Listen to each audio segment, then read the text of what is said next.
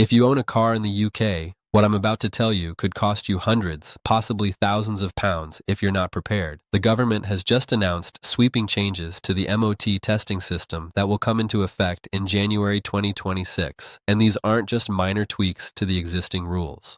We're talking about the most significant overhaul of vehicle testing standards in over 3 decades, and millions of drivers are going to be caught completely off guard when they roll up to their local garage expecting a routine test and end up with a massive repair bill instead. Let me paint you a picture of what's been happening behind the scenes. The Driver and Vehicle Standards Agency has been working on these changes for nearly 2 years, consulting with automotive engineers, environmental scientists, and safety experts to completely reimagine what a vehicle inspection should look like in 2026 and beyond. The current MOT system, while it's been updated incrementally over the years, is fundamentally based on testing protocols designed for a completely different era of motoring. Back when the framework was created, cars were simpler machines with mechanical fuel injection systems, basic emissions controls, and safety features that consisted of little more than seatbelts and maybe an airbag or two if you were lucky. Fast forward to today, and the automotive landscape has been transformed beyond recognition. We've got electric vehicles that can accelerate faster than supercars, hybrids with powertrains so complex they require computer science degrees to fully understand, and conventional cars packed with so much technology that they're generating more data than most people's laptops. Then there's the environmental crisis, the air quality emergencies in our major cities, and the government's legally binding commitment to reach net zero emissions by 2050. All of these factors have converged to create the perfect storm that's driving these dramatic changes to the MOT system.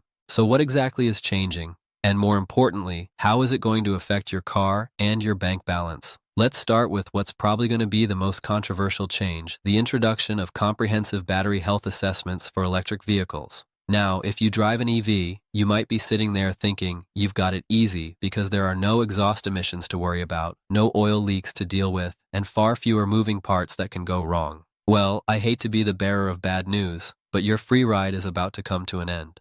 Under the new testing regime, every electric vehicle will undergo detailed diagnostic checks that will assess the condition and performance of the battery pack, which is essentially the heart of your car and also its most expensive component by a country mile. Testers will be connecting directly to your vehicle's onboard diagnostic systems and pulling comprehensive data on battery capacity, charging cycles, degradation rates, thermal management performance, and the overall health of individual cell modules within the pack. The DVSA has indicated that they'll be setting specific thresholds for acceptable battery performance, and while the exact numbers haven't been finalized yet, industry insiders are suggesting that any battery showing more than 25 to 30% degradation from its original capacity could result in an advisory or even an outright failure in severe cases. Now let me explain why this is such a big deal. Battery degradation is a natural and inevitable process that affects all electric vehicles over time. How quickly it happens depends on factors like how often you use rapid charging, how you store the vehicle, the climate you live in, and simply how old the car is. For many early electric vehicles that are now 5, 6, 7 years old, battery degradation can be quite significant. The problem is that replacing an EV battery is eye-wateringly expensive. Depending on the make and model, you could be looking at anywhere from £5,000 for a smaller vehicle right up to £20,000 for a high-performance model with a large battery pack. Suddenly, that affordable second-hand Nissan Leaf or early model Tesla you picked up for 15 grand doesn't look like such a brilliant bargain when you're potentially facing a battery replacement bill that's half the value of the entire car. The reasoning behind this change is actually quite sensible when you think about it from a safety and performance perspective. A severely degraded battery doesn't just mean you get less range, which is annoying but not necessarily dangerous. It can also affect the vehicle's acceleration and power delivery, which could be critical in situations where you need to merge onto a motorway or overtake safely. It can compromise the regenerative braking system, which many EV drivers rely on as their primary means of slowing down. And in extreme cases, batteries that are in poor health can pose thermal runaway risks, which is the technical term for catching fire, something that's rare but not unheard of in poorly maintained electric vehicles. Hybrid vehicles are going to face their own set of challenges under the new rules. Because these cars have both conventional engines and electric drive systems, they're essentially going to be tested twice, once for all the traditional components like any petrol or diesel vehicle, and again for their electric systems, batteries, and the complex electronics that manage the interaction between the two power sources. The MOT will specifically check that the hybrid system is transitioning smoothly between electric and combustion power, that the battery is charging properly during regenerative braking, and that all the power electronics are functioning within normal parameters. For plug-in hybrids, there's going to be particular focus on ensuring the electric driving range is within acceptable limits, because the DVSA has identified a growing problem where people are driving these vehicles essentially as regular petrol cars because they never bother charging them, completely defeating the environmental benefits. If you're driving a diesel vehicle, and let's be honest, there are still millions of them on British roads, despite all the negative press and the vilification they've received in recent years, you need to prepare yourself for what might be the biggest shock of all. The new MOT is introducing particulate matter testing that's going to be far more stringent and sophisticated than the current smoke opacity test, which frankly is a bit of a joke by modern standards. The new system will measure PM 2.5 and PM 10 particles, which are the microscopic nasties that penetrate deep into your lungs and have been linked to asthma, heart disease, and thousands of premature deaths every year in the UK. Here's where it gets really problematic for diesel owners. If your diesel particulate filter has been removed, tampered with, or simply isn't functioning properly, you're going to fail your MOT, absolutely guaranteed, no gray areas, no second chances. This is going to be catastrophic for a significant portion of the diesel vehicle fleet because over the years, countless drivers and dodgy garages have removed or gutted DPFs to avoid the hassle and expense of regeneration cycles and to eke out better fuel economy and performance. All of those vehicles are now going to need expensive remedial work to get them legal again. A replacement DPF can easily cost £1,200 to £3,000 depending on the vehicle, plus the labor to fit it and the diagnostic work to ensure it's functioning correctly. For older diesel vehicles that might only be worth a few £1,000s, this could effectively write them off economically. Now let's talk about all those fancy safety systems that modern cars are packed with. Things like automatic emergency braking, lane keeping assistance, blind spot monitoring, adaptive cruise control, and all the other clever technologies that are supposed to keep us safe on the roads. Up until now, these systems have been completely ignored during MOT testing, which when you think about it, is absolutely bonkers. You could have a car where the automatic emergency braking hasn't worked for 2 years and nobody would be any the wiser. That's all changing in January 2026. The new MOT will include comprehensive functional testing of all advanced driver assistance systems fitted to your vehicle. Testers will be checking that sensors are clean and unobstructed, that cameras have a clear view and aren't obscured by cracks or damage to the windscreen, that radar units are properly calibrated and giving accurate readings, and that the systems are actually capable of performing their intended functions. This might sound straightforward, but here's the catch. These systems are incredibly sensitive and can be knocked out of calibration by something as minor as a small parking bump, a windscreen replacement, or even changes in ride height from worn suspension components. Getting these systems recalibrated requires specialized diagnostic equipment that only certain garages have invested in, and the process isn't cheap. You could easily be looking at £200 to £500 just for recalibration work, and if any of the sensors or cameras need replacing, you can add several £100 more on top of that. For a car that's got adaptive cruise control, lane keeping assist, automatic emergency braking, and blind spot monitoring, all of which need checking, the bills can start to rack up very quickly indeed.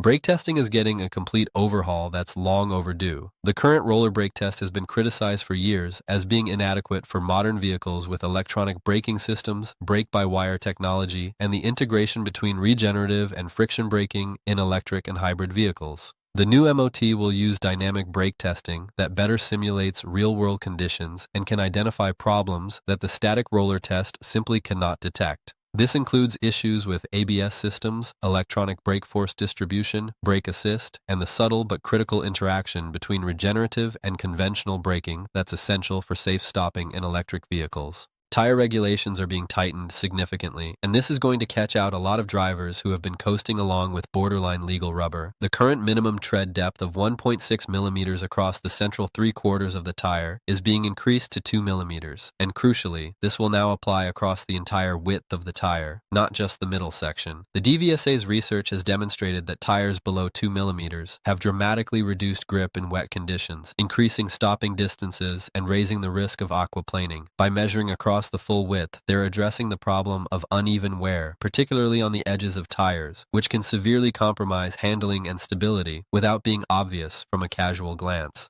Lighting systems are another area where standards are being raised substantially. Modern vehicles increasingly use LED technology and adaptive lighting systems that adjust their beam pattern based on speed, steering angle, and road conditions. The new MOT will include specific checks for failed LED elements within lamp clusters, verify that adaptive systems are functioning correctly, and ensure that automatic high beam systems aren't malfunctioning and blinding oncoming drivers. If you've got a cluster of 20 LED elements and just one has failed, that's going to be enough for a fail, which is a much stricter standard than the current test, where overall light output is what matters. For those of you who love modifying your cars, whether it's lowering the suspension, fitting bigger wheels, installing performance exhaust systems, or tuning the engine, the new rules are going to require much more rigorous documentation and verification. Any significant modification from the manufacturer's original specification will need to be properly documented, and you'll need to prove that the modifications are safe, legal, and don't compromise the vehicle's roadworthiness or emissions performance. This is aimed at cracking down on dangerous modifications and ensuring modified vehicles meet the same safety standards as standard cars, which is fair enough when you consider some of the absolute death traps that are currently rolling around on our roads with sketchy modifications.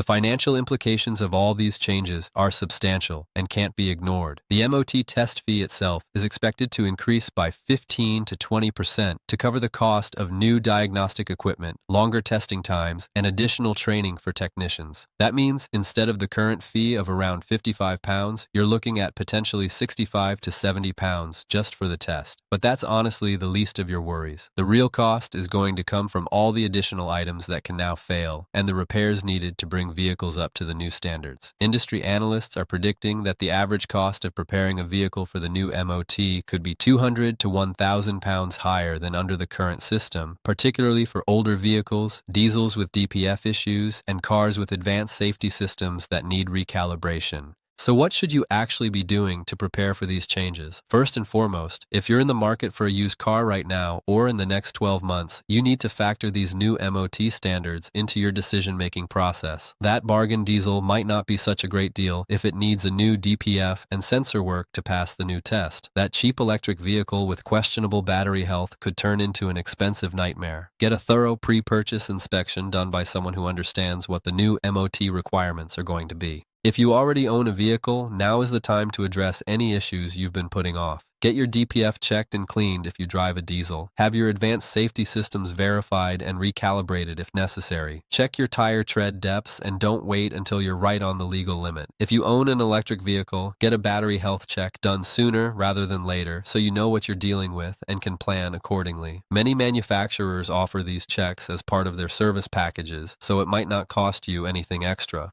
The automotive industry is largely supportive of these changes, recognizing that modernizing the MOT system is necessary to keep pace with technological developments and environmental requirements. However, there are genuine concerns about whether the testing infrastructure is ready for this transition. Not every MOT center is going to have the equipment and trained staff needed to test electric vehicle batteries or recalibrate complex driver assistance systems, which could lead to longer waiting times, higher costs, and significant frustration for vehicle owners trying to find facilities that can actually test their cars properly.